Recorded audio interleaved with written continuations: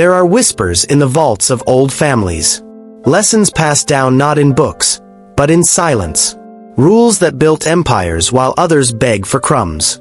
And the first rule: never speak them aloud. You were taught to share, to be generous with blood, to trust family above all. The rich were taught the opposite. What you are about to hear exists in the negative space of every financial advice book ever written. These are not the rules they preach. These are the rules they practice. In shadows, behind closed doors, while smiling at the camera. If you have ever wondered why the gap widens while the advice stays the same, subscribe now. Because this knowledge was never meant to reach you. And the algorithm might bury it before you finish. They will tell you money does not change people. It reveals them. But that is a lie designed to comfort the poor. Money does not reveal. It educates. It initiates. And the curriculum is written in blood and compound interest. The rich do not follow the rules you were given. They cannot afford to. Because every rule you obey is a chain they profit from. You have been taught that family comes first. That loyalty is sacred. That you owe your blood something beyond logic. The wealthy learned early that family is the first place fortunes die. Not from hatred. From mercy. Right now, pause and ask yourself, who taught you your money beliefs? Was it someone rich? Or someone comfortable repeating the lessons of their own failure? Drop your answer in the comments. Because your awareness of the source determines whether you evolve or echo. Let me tell you about a man nobody mentions by name anymore. He inherited a textile empire in the late 1800s. 14 cousins. All of them needed something. A loan for a business. A bailout from gambling. A wedding. A funeral. A fresh start. He gave it all. Every request. Because that is what family does. Within 11 years, the empire was divided into fractions. Every fraction weaker than the whole. Today, his name exists only on a faded plaque in a library nobody visits. His cousins spent the money on things no one remembers. The lesson. Generosity without strategy is just slow-motion suicide. But you were never taught that. You were taught that giving is noble. And it is. Until it kills you. Rule 1. Blood is not equity. The rich do not confuse genealogy with investment. You can love someone and still refuse them capital. Most people never separate the two. They think rejecting a family member's request for money is rejecting the person. It is not. It is rejecting a bad deal. Because that is what it is. A deal. Your cousin wants to start a business. She has no plan, no market research, no skin in the game. But she is family. So you say yes. The rich say no. Not because they are cold. Because they are correct. She will fail. You will lose the money. And she will resent you anyway for not giving more. Love does not scale. Business does. The moment you merge the two, both collapse. Here is what they know that you do not. Family will drain you faster than enemies. Enemies you watch. Family you trust. Trust is expensive. The wealthy treat family requests like any other pitch. If it does not meet the criteria, it does not get funded. No guilt. No shame. No Sunday dinners ruined by resentment. Just a clean no. You think that makes them monsters. It makes them solvent. Because while you are explaining to your children why there is no college fund, your brother is explaining to his friends how you were not supportive enough. Every time you choose comfort over strategy, you are voting for someone else's future over your own. Comment below if you have ever said yes when you should have said no. The acknowledgement alone will shift something. The Rothschilds did not build a dynasty by lending to relatives with good intentions. They built it by lending to governments with collateral. Family attended the dinners. Business attended the vaults. The line was religious. You blur that line, you lose both the money and the family. And if you are going to lose one, the rich choose to keep the money. Because money does not call you selfish at holiday gatherings. It just multiplies. Rule 2. Never explain your wealth. Silence is the richest language. The moment you justify your money, you give others a vote in how you use it. Your mother asks why you will not pay for your sister's car. You explain your investment strategy, your budget, your goals. And now she has a rebuttal. Now it is a debate. The rich do not debate. They decline and move forward. Explanation is negotiation. Negotiation is weakness. The poor explain because they feel guilty. The guilty get exploited. This is not cruelty. This is pattern recognition. There is a cognitive trap built into the request itself. When someone asks you for money, they are not asking for your resources. They are asking for a redistribution of pain. Their problem becomes your payment. And if you refuse, they reframe you as the problem. You are selfish. You changed. You forgot where you came from. All of it designed to make you submit. The rich were inoculated against this early. They were taught that other people's emergencies are not your obligation. They are opportunities to observe who manages risk and who manufactures crisis. Drop a comment right now. Have you ever been guilt-tripped into spending money you did not have? You are not alone. But awareness is the first border.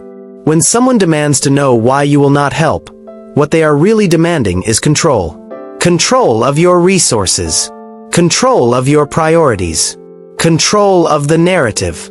The wealthy do not hand over any of those. Not to friends. Not to lovers. Not to the people who raised them. Because the moment you explain, you set a precedent. Now every no requires a dissertation. Every boundary requires a defense. You become a debtor to your own decisions. Here is the shift. You do not owe anyone a spreadsheet. You do not owe anyone a justification. No is a complete sentence. The rich have known this since childhood. You are learning it now in debt. Rule 3. Debt is directional, always pointed away from you. The poor borrow to survive. The middle class borrows to impress. The rich borrow to conquer. But none of them borrow from family. Because family debt has no terms. No maturity date. No escape clause. Just endless renegotiation disguised as love. You lend your brother $5,000. He says he will pay you back in 6 months. 6 months become 2 years. 2 years become never. But every family gathering, the debt sits between you like a third person. He avoids you. You resent him. And your mother asks why you cannot just let it go. Let it go. As if your boundaries are the problem. As if his accountability is optional. The rich watched this pattern once and never repeated it. They learned that money flows in one direction inside families. Never back. So they stopped the flow. Not by cutting people off. By restructuring the relationship. You want 5,000? Here is a job. Here is a task. Here is an equity position with terms. Suddenly, the request disappears. Because most people do not want opportunity. They want a bailout. And bailouts do not build anything except dependency. Think about the last time someone paid you back without being reminded. If you cannot remember, that is your answer. Comment the word direction if this is landing. I want to know who is still with me. There is a reason the rich own assets and the poor own IOUs. Assets appreciate. IOUs deteriorate. Every loan to a family member is a depreciating asset. It loses value the moment it leaves your hand. And the relationship loses value the moment they avoid your calls. You are not a bank. You are not a charity. You are a person with finite resources and infinite exposure to people who will rewrite history to justify why they do not owe you anymore. Here is the truth they will never tell you in a financial literacy seminar. The fastest way to destroy a family is to become its lender. The second fastest is to become its borrower. The rich avoid both. They use institutions for leverage and keep relationships clean. Cold. Maybe. Effective. Always. Rule 4. Inheritance is not a right. It is a test. The wealthy do not promise their children the fortune. They promise them the education to build one. Everyone else promises the bag and wonders why their kids turn into addicts, failures, and courtroom rivals. You think leaving everything to your children is love. The rich know it is poison. Because unearned wealth does not build character. It reveals its absence. A trust fund is not a gift. It is a diagnostic tool. It shows you who your child really is when consequences disappear. There was a shipping magnate in Greece. 3 children. He told each of them the same thing. You will inherit nothing unless you prove you do not need it. All 3 spent their 20s building. One failed. Twice. Then succeeded. One became a lawyer. One became a sculptor. None of them waited by the phone for him to die. And when he finally did, the wealth transferred to people who already understood its weight. That is not withholding. That is preparation. Your children do not need your money. They need your standards. But you were taught that providing is love. So you provide. And they grow soft, entitled, confused about why the world does not hand them things the way you did. The rich withhold not to punish but to inoculate. Struggle is a vaccine against weakness. And they would rather their children suffer early than collapse later. If you are a parent, comment below. What are you actually preparing your children for? Comfort or capability? Be honest. Here is the part that makes people uncomfortable. The rich often care less about their children's happiness than their competence. Not because they are cruel, because they know happiness without competence is just delayed misery. A child who inherits millions without skill becomes a target. For predators. For lawyers. For their own emptiness. The money does not save them. It buries them. Slowly. Publicly. And the parents who thought they were being generous become the architects of their child's irrelevance. So they build tests into the structure. Trusts that release based on milestones. Businesses that require proof of leadership. Philanthropy that demands strategy, not sympathy. The inheritance is not the money. It is the crucible. And only the ones who survive it get access. Rule 5. Never invest in someone else's dream without owning it. Your nephew wants to open a restaurant. He is passionate, energetic. He has a vision, and he wants you to invest. Not as a partner, as a supporter, as family. He will keep full control. You just provide the capital. The rich hear that pitch once and learn forever. Passion is not a business plan. Vision is not revenue. And support without equity is just charity with extra steps. They do not invest in dreams. They buy pieces of reality. If your nephew wants money, he can sell a percentage. Real ownership. Real terms. Real consequences if it fails. Suddenly, he is not so sure. Suddenly, he wants to find another way. And that tells you everything. He did not want a partner. He wanted a donor. And donors do not get rich. They get thanked. Once. Maybe. The poor invest emotionally. The rich invest mathematically. Emotion tells you to believe in people. Math tells you to believe in models. The model does not care about effort. Cares about margins. It does not care about dreams. Cares about market fit. And it certainly does not care that you share a last name. Comment if you have ever invested in someone's dream and never saw a return. Not even a thank you. You are not bitter. You are educated now. Here is the maneuver. When someone pitches you, ask for equity. If they hesitate, you have your answer. If they agree, structure it properly. Legal terms. Vesting schedules. Exit clauses. The relationship might feel colder, but it will survive.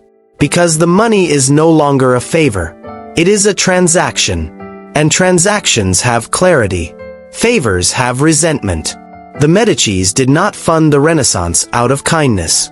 They funded it for legacy and return. Art appreciated. Influence expanded. Power compounded. They loved beauty, yes. But they owned it. That is the difference. Ownership turns risk into asset. Support turns cash into nostalgia. Rule 6. Lifestyle inflation is a trap set by your own ego. You make more. You spend more. You still have nothing. The poor think this is a math problem. The rich know it is a psychology problem. Your income increases, And immediately your environment whispers, you deserve a bigger house, a better car, a vacation that reflects your new status. And you listen, because you think the reward for earning more is spending more. It is not. The reward for earning more is freedom. But freedom is invisible, and you have been trained to worship the visible. There is a billionaire in Texas who drives a 2004 truck. The leather is cracked. The bumper is dented. People ask him why. He says, because it works. What he does not say is this. Every dollar he does not spend on a new truck is a dollar that doubles in his portfolio. In 10 years, that truck saved him $600,000 in opportunity cost. Not because he is cheap, because he is awake. The rich increase income and keep expenses flat. The poor increase income and expenses rise to match. Then exceed. Then suffocate. You are not living better. You are spending faster. And the gap between what you make and what you keep is where your entire future hides. Pause and comment. What is one thing you bought to celebrate success that you did not need? No shame. Just data. Here is the trap. Society celebrates spending, not saving. You get promoted. Everyone expects you to look promoted. New watch. New address. New circles. And all of it costs you the very freedom the promotion was supposed to create. You are not rising. You are redecorating the cage. The rich reject this cycle early. They look broke longer. Stay in the same neighborhood longer. Drive the same car longer. Not because they cannot afford the upgrade. Because the upgrade is a distraction from the actual goal, which is never having to work for money again. Your lifestyle should be the last thing that inflates. Your assets should be the first. But you were taught backward. So you look rich and stay poor. And they look normal and stay wealthy. Rule 7. Privacy is the most valuable asset you own. The moment people know you have money, you become a target, a resource, a solution to their problems. This is not cynical. This is observable. Your income increases. You mention it once. Casually. Now your friends know. Your family knows. The requests start. Small at first. A dinner you cover. A loan that is not really a loan. A cause you should care about. And it never stops. Because you opened the door. You showed the vault. And now everyone has a reason to walk toward it. The rich are obsessed with privacy. Not because they are paranoid. Because they are experienced. They have watched wealth destroy relationships. Not through greed. Through exposure. The person who knows you have money cannot unsee it. Every interaction now has a subtext. Every conversation has a hidden request. You are no longer a friend. You are a bank with a face. There was a tech founder who sold his company for $400 million. He told no one. Not his siblings. Not his college friends. He kept the same apartment. The same routine. The same car. People assumed he was doing fine. Comfortable. No one asked him for anything. Because no one knew there was anything to ask for. 5 years later, his wealth had tripled in private investments. His relationships stayed clean. His stress stayed low. And his freedom stayed intact. Comment right now if you have ever regretted telling someone about your income or your success. That regret is a teacher. Here is the shift. Wealth whispers. Poverty shouts. Insecurity broadcasts. Security conceals. The people flashing their wins are either selling something or compensating for something. The people building in silence are compounding something. And compound interest hates an audience. It works best in the dark. The rich know this.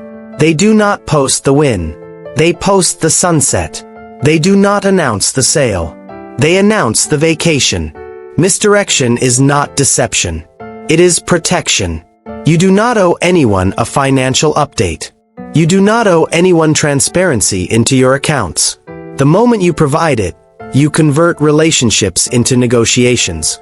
And negotiations with loved ones always end the same way. Somebody loses. Usually you. Rule 8. Emotions are expensive. Budget accordingly. Every financial decision you have ever regretted started with a feeling: guilt, fear, obligation, love, pride. The rich do not ignore emotions. They just refuse to let emotions set the budget. You feel bad saying no to your father, so you say yes. You buy him the thing he wants but does not need, the thing you cannot afford but cannot refuse. And the relief lasts 5 minutes. The debt lasts 5 years. That is the cost of emotional spending. Short-term comfort, long-term erosion. The wealthy feel the same things you do. They just do not pay for them. They feel guilt and sit with it. They feel obligation and assess it. They feel love and express it in ways that do not require financial suicide. This is not coldness. This is discernment. Because every time you spend emotionally, you are borrowing from future you. And future you has no voice in the moment. No vote. No defense. Just the bill. Think of the last emotional purchase you made. The one that felt right in the moment and wrong 3 months later. Comment the category: vehicle, experience, gift, bailout. Let us see the patterns. There is a difference between generosity and self-harm. Generosity comes from surplus. Self-harm comes from shame. If you are giving to avoid feeling like a bad person, you are not giving. You are paying a ransom to your own guilt. And guilt is a terrible financial advisor. It does not care about your margin. It does not care about your goals. It just wants to stop feeling bad. So it spends. And you pay. The rich set boundaries around emotional spending. They allocate a percentage. A specific amount they can afford to lose on feelings. Everything else runs through logic, structure, analysis. Does this align with my goals? Does this person have a history of responsibility? Is this request reasonable or just loud? The answers determine the action. Not the tears. Not the tone. Not the story about how hard things have been. You have been weaponized against yourself. Trained to believe that financial boundaries make you a bad person. They do not. They make you a solvent one. And solvency is what allows you to actually help people long-term. Broke and guilty serves no one. Rule 9.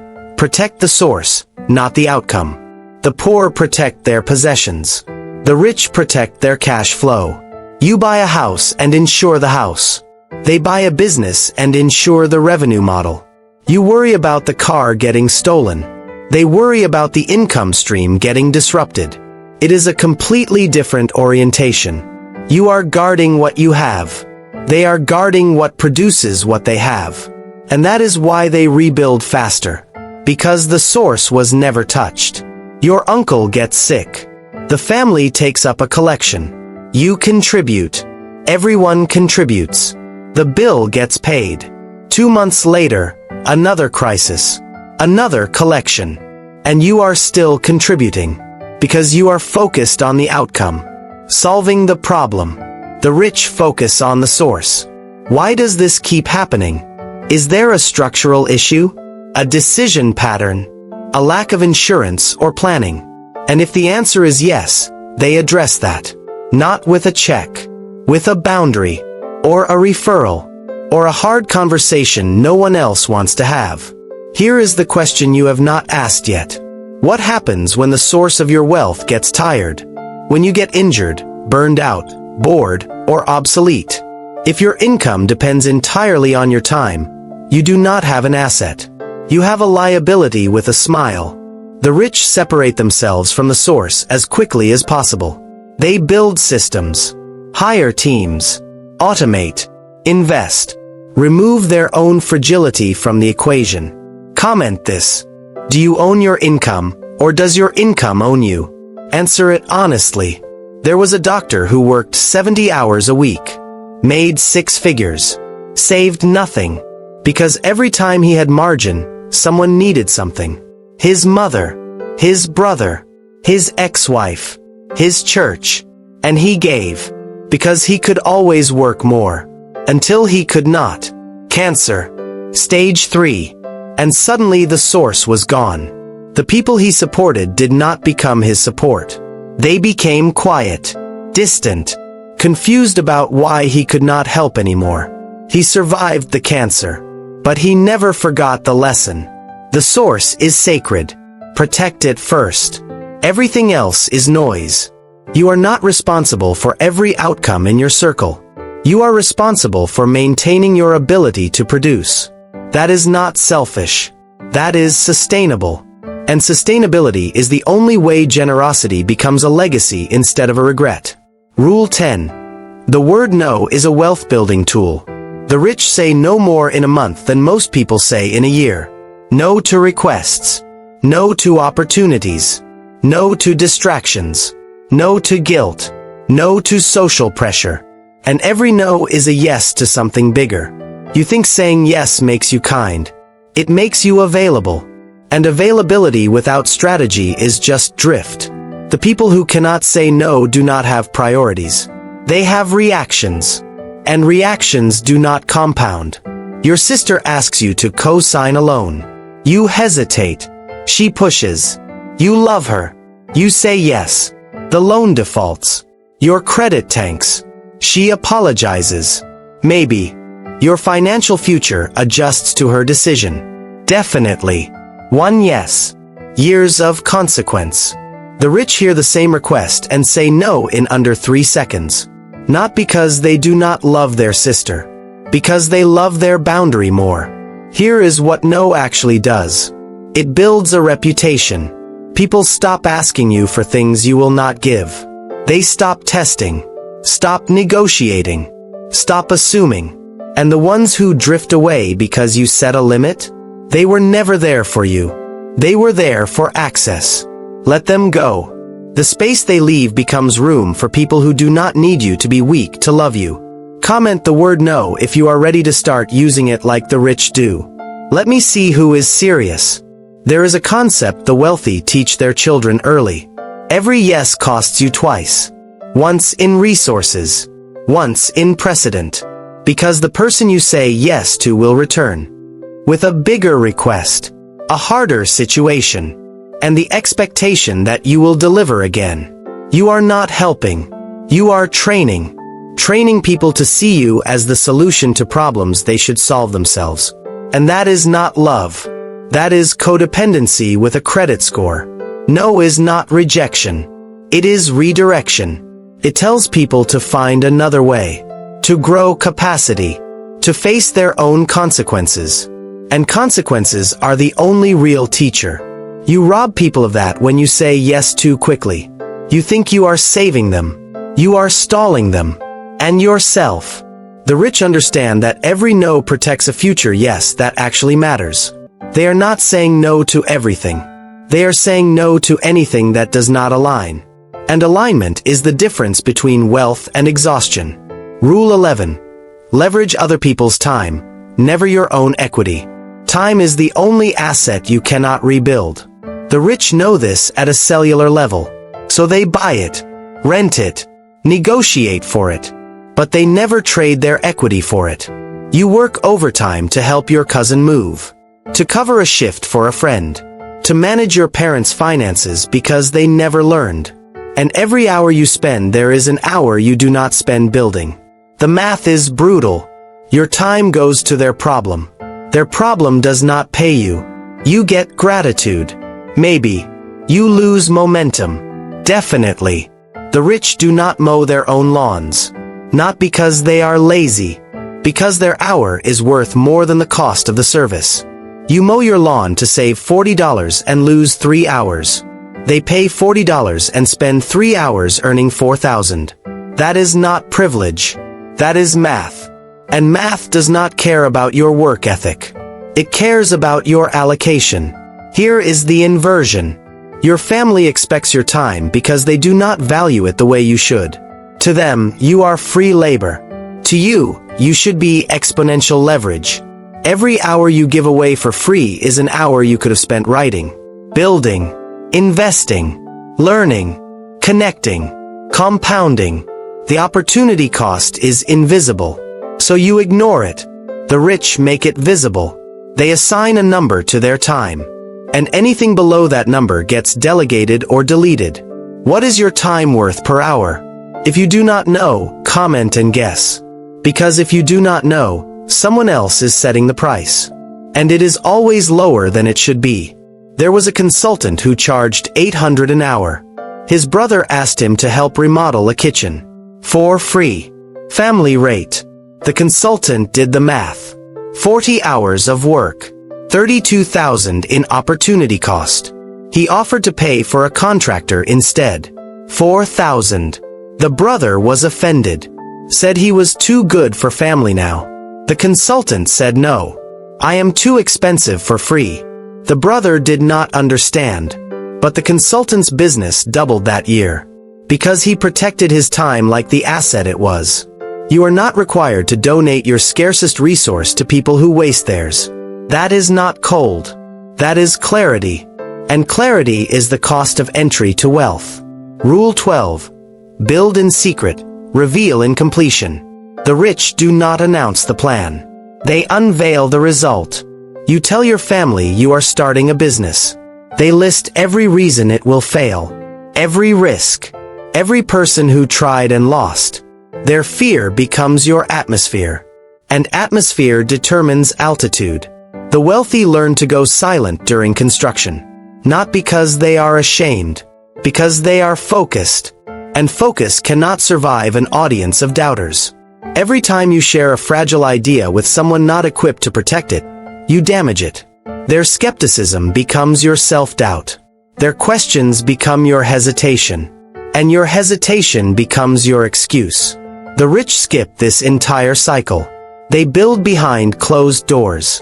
And when they emerge, the thing is already real. Already working. Already undeniable. Now the same people who would have discouraged you want to celebrate you. Let them. But do not let them in during the fragile phase. Comment if you have ever shared a goal too early and regretted it. The regret is the lesson. There is a psychological phenomenon called social reality. When you speak a goal, your brain receives a dopamine hit as if you have already achieved it. The reward comes early. The motivation drops. You feel accomplished just for announcing it. So you do not execute. You explained. The rich deprive themselves of that false reward. They stay hungry by staying quiet.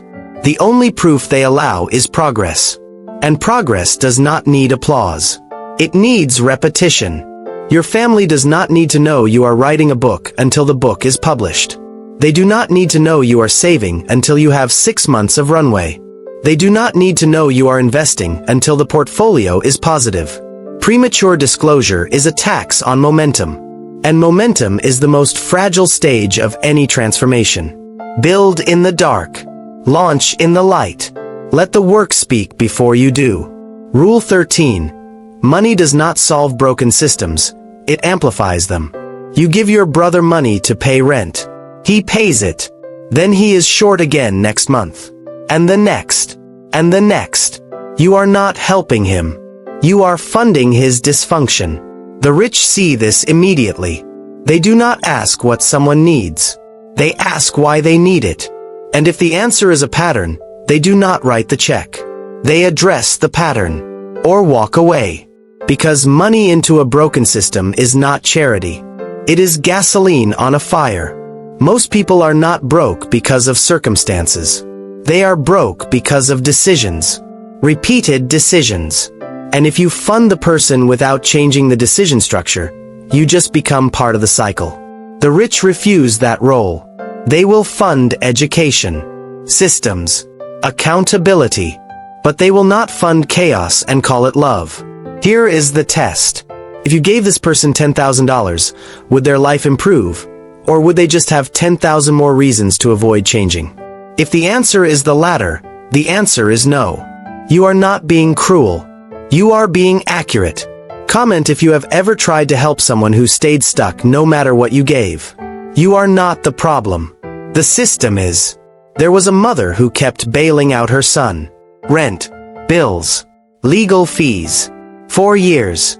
She thought she was saving him. A therapist finally told her the truth. You are preventing him from hitting the bottom he needs to hit to change.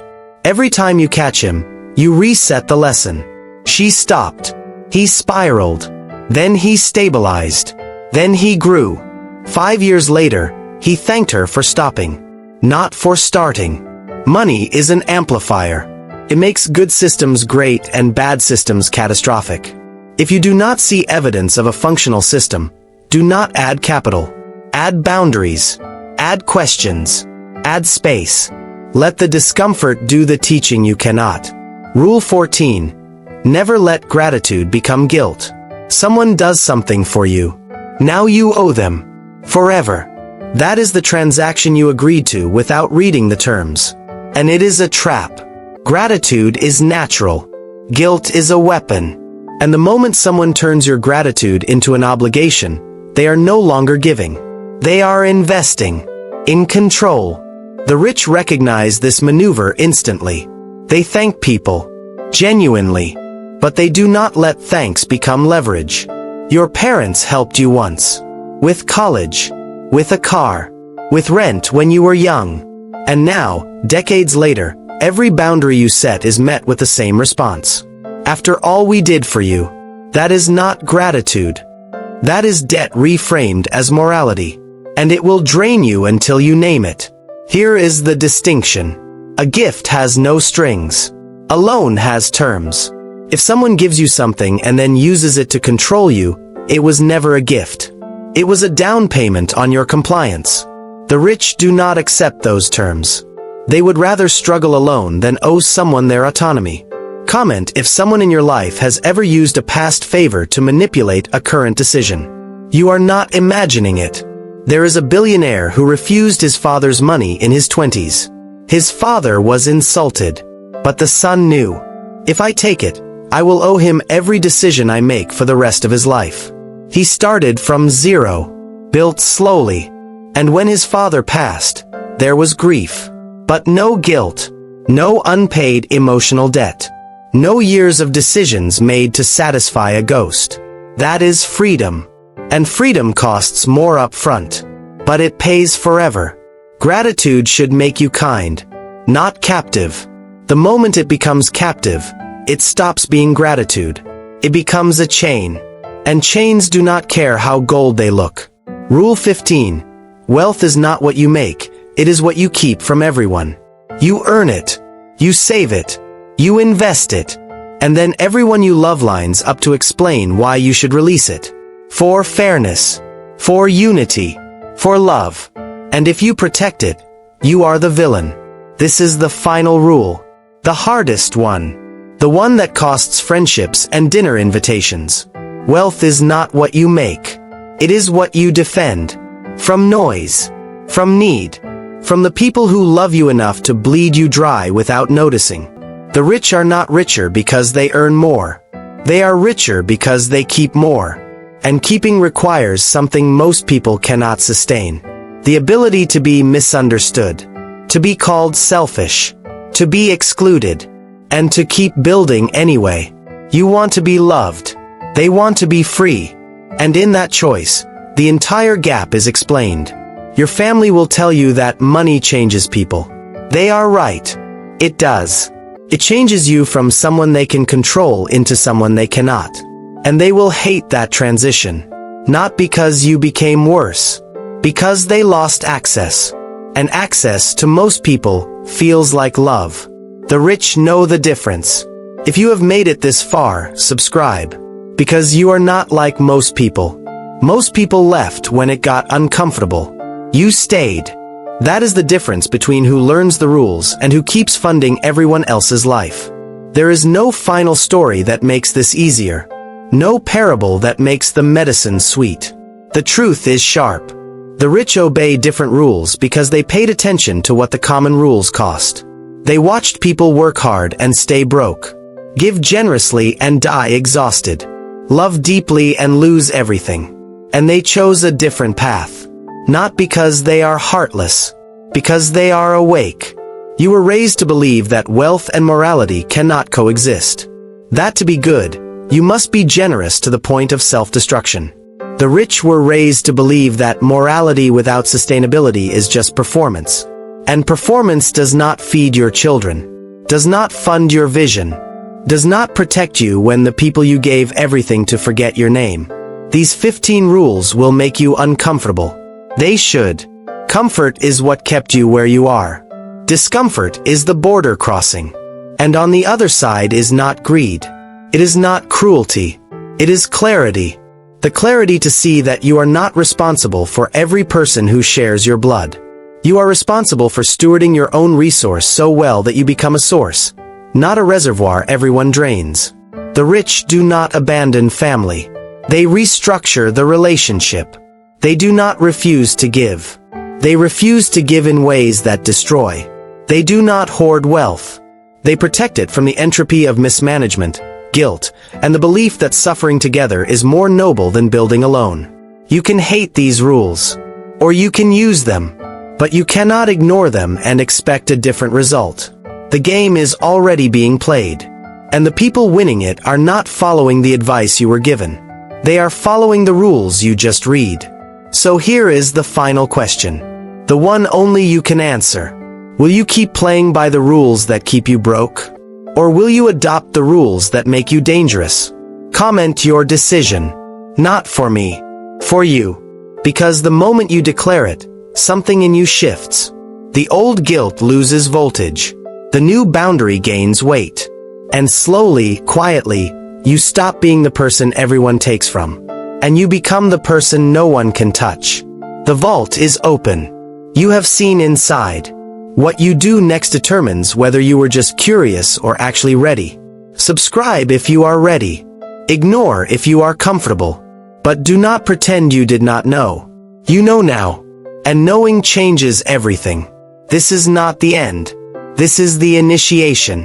The rich do not need you to agree. They need you to stay poor enough not to compete. Every rule you reject keeps you in place. Every rule you adopt shifts the field.